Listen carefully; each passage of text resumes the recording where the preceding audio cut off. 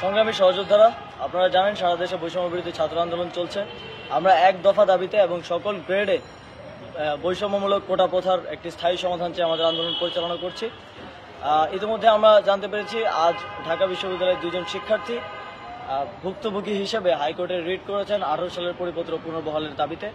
আমরা তাদের রিট করার অধিকার এবং এই রিট করার সিদ্ধান্তকে সাধুবাদ জানাই, কিন্তু আমরা স্পষ্টভাবে বলতে চাই কোটা আর বৈষম্য বিরোধী ছাত্র আন্দোলন প্ল্যাটফর্ম থেকে আমরা এই রিটটি করিনি এবং প্ল্যাটফর্মের সাথে এই রিটের কোনো সম্পর্ক নেই। আমরা প্রথম দিন থেকে বলে আসছি কোটার সিদ্ধান্তটা একটা নীতিগত সিদ্ধান্ত এবং সরকারকেই এই নীতিগত সিদ্ধান্তের সমাধান করতে হবে এবং 18 সালের পরিপত্রই শুধুমাত্র আমাদের লক্ষ্য না, আমাদের লক্ষ্য একটি কমিশন গঠনের মাধ্যমে অবশ্যই সকল গ্রেডে কোটার একটা যৌক্তিক সংস্কার করতে হবে এবং কোনো প্রকার লাল ফিতার দৌরাত্ম্য না রেখে সেটাকে দ্রুত সময়ের মধ্যে বাস্তবায়ন করতে হবে।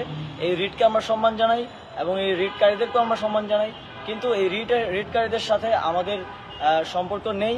আন্দোলনকারীরা আন্দোলন করে যাবে, যারা লিগ্যালি সমাধান চাচ্ছে তারা লিগ্যালি সমাধান চাইতে পারে, এটা তাদের সাংবিধানিক অধিকার। এবং আমরা স্পষ্টভাবে বলে দিতে চাই, মিডিয়ায় আমরা দেখতে পাচ্ছি যে ছড়ানো হচ্ছে কোটা আন্দোলনকারীরা সর্বোচ্চ আদালতে। এটি একটি ভুল তথ্য, ভুল ইনফরমেশন। যেসব মিডিয়ার ভাই এবং বন্ধুরা, সাংবাদিকরা এই ধরনের ইনফরমেশন ছড়াচ্ছেন, আপনারা এ বিষয়ে একটু সতর্ক হবেন। এবং আমরা রিটকারীদের সাথে কথা বলেছি, তারাও এটি স্পষ্ট করেছেন যে তারা সাধারণ শিক্ষার্থী হিসেবেই রিট করেছেন, আন্দোলনকারী হিসেবে নয়। মিডিয়াকে আমরা এই বিষয়ে সতর্ক এবং সংবাদ প্রকাশে আরও সত্য নির্ভর হওয়ার আহ্বান জানাচ্ছি।